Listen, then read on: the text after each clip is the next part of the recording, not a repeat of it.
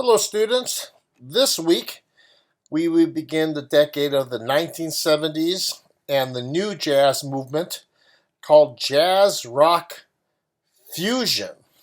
So, before we talk about this music, it's kind of interesting to see what was going on during the 1970s in society and culture. It was an interesting decade. Um, some of the top movies that came out that decade were Jaws and Rocky. I've got some pictures up here of the fashion. Of course, we had the disco. President Nixon resigned from office. There was a gas shortage.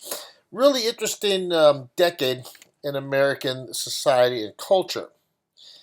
Now, the music of the 1970s that most people were listening to, the popular music of the decade was disco. You had rock groups like Kiss. You had superstars like Elton John, groups like Earth, Wind, and Fire. The Ramones represented the punk rock movement. That was kind of an underground movement that began in the 70s and eventually broke out. But for the most part, most people were listening to this kind of music. Again, the audience for jazz from the avant-garde era was getting smaller and smaller.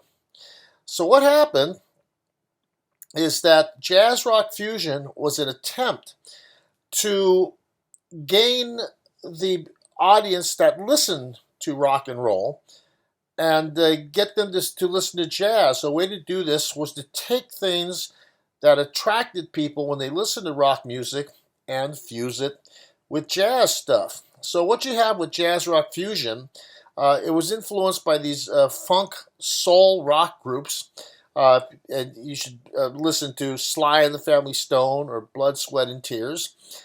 And what jazz took from these groups were they changed these swing rhythms that had been prevalent in jazz ever since the beginning. They changed them to rock beats. Changed it to rock beats, rock rhythms, and rock patterns.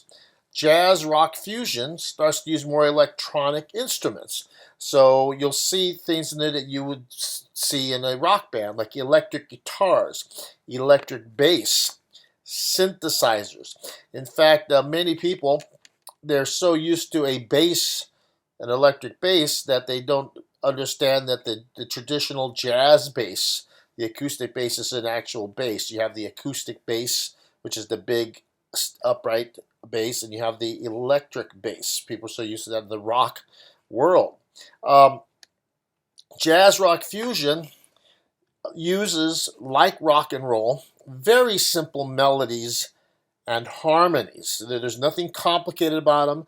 In fact, that's one of the things that makes pop music so popular, is the fact that it's easy to get, very listenable. You get it within a few seconds. The harmonies are not complex at all. So it is about as far away as anything bebop or avant-garde that you could get. And the drum and bass patterns are very repetitive. They set down a groove and they stay with the groove the entire piece. The jazz rock fusion began with Miles Davis. Miles Davis was at the forefront of many of the jazz's most important movements, but he was always experimenting. And you'll see in one of your videos what inspired Miles Davis to start mixing these rock aspects with jazz, with the album Bitches Brew in 1969. Kind of opened up the way for the movement in the 1970s. You'll hear this week Herbie Hancock, a great keyboard artist, and the Headhunters album, some fantastic timeless jazz fusion.